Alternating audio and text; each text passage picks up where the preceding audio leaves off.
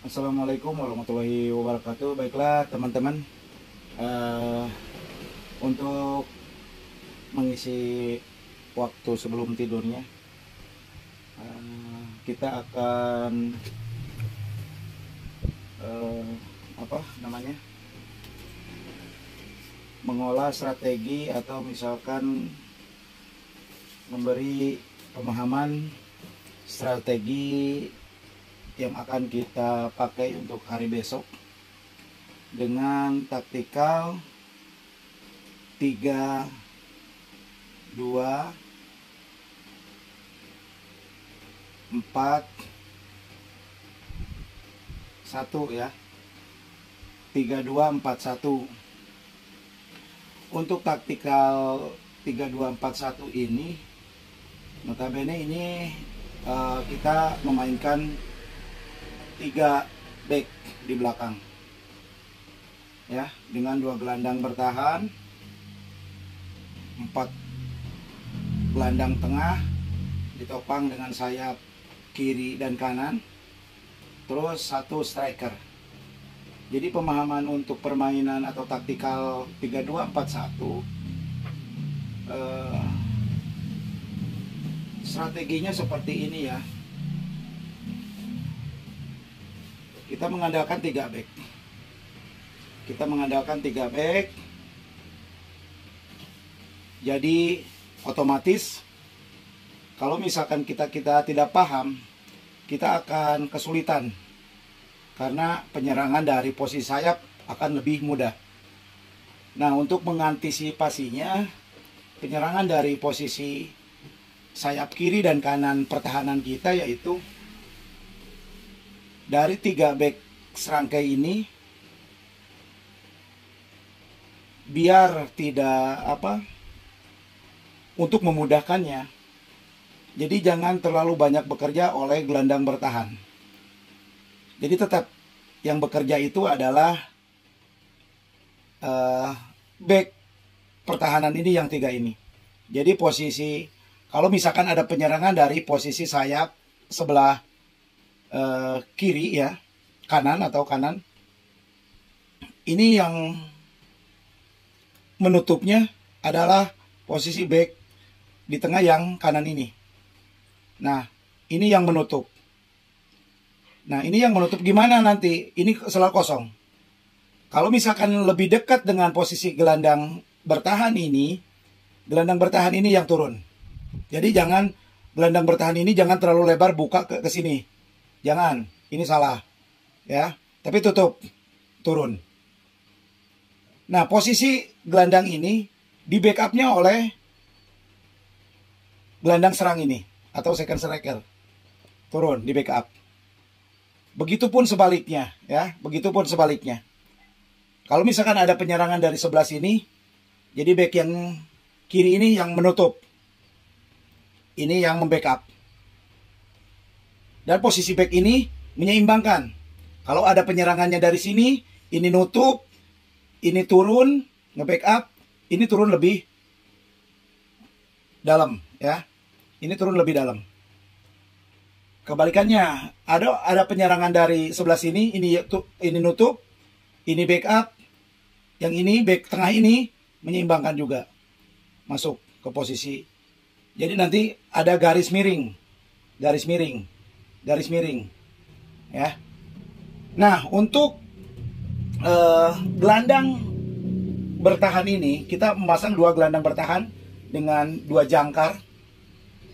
Ini harus aktif, selalu bergerak, selalu menutup ruang serangan dari lawan. Pergerakannya dia bisa menutup, membackup sebelum masuk. Makanya kalau misalkan sepersekian pertengahan tengah lapang ini ya, sebelum masuk ke posisi, jadi sayapnya sampai di sini ini bisa dihadang langsung, biar nggak terlalu banyak masuk ke posisi pertahanan. Nah, ini backupnya 1, ini menutup juga bisa. Ini nanti untuk menyeimbangkan ketika ada posisi serangan dari gelandang bertahan ini buka menutup. Begitupun kebalikannya ya. Dan menyuplai, selain ngedorong bola untuk gelandang serang di depan, gelandang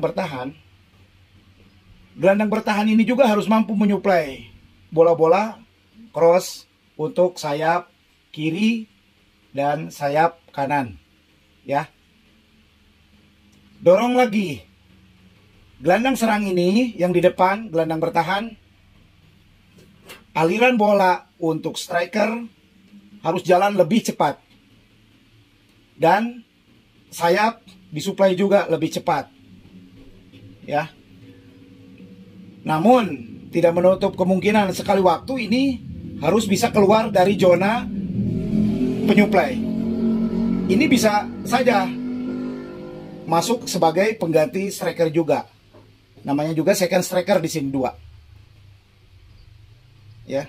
Nah, untuk posisi sayap, ini sayap Porgur Surade, kita mempunyai 2 sayap yang cepat. Satu ada sayap di kiri dan kanan, ini harus cepat semua. Nah, untuk posisi sayap, ya, dengan metode taktikal sepak bola modern, jangan dibiasakan lama-lama dengan bola. Ada bola supply, langsung drill. Digiring, ngelewati pemain-pemain bertahan, ya, melewati pemain-pemain bertahan. Jadi tidak boleh tarik lurus. Di mana kotak penalti? Nah, di mana kotak penalti? Ke situ datang. Kalau misalkan ini tidak membuka ruang, ini bisa langsung dribble, lewat, bisa shooting langsung. Manfaatkan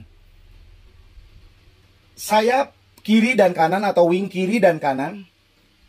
Metodenya ini harus seperti striker. Ya. Harus punya jiwa membunuh juga 2 kiri kanan strikernya. Jadi tidak boleh pasif, tidak boleh lambat. Karena dapat bola, jangan takut. Dapat bola drill. Kalau misalkan mau supply, mau cross dari sini juga mau crossing, pasti orang yang ini bisa jalan, datang, muncul.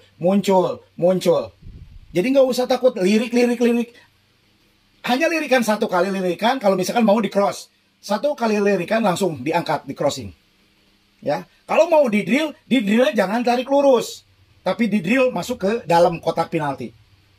Sama, pergerakannya sama. Baik kiri dan kanan, sama. Ya, pergerakan sama. Seorang striker, karena di sini saya tidak akan bikin target man. Tidak akan.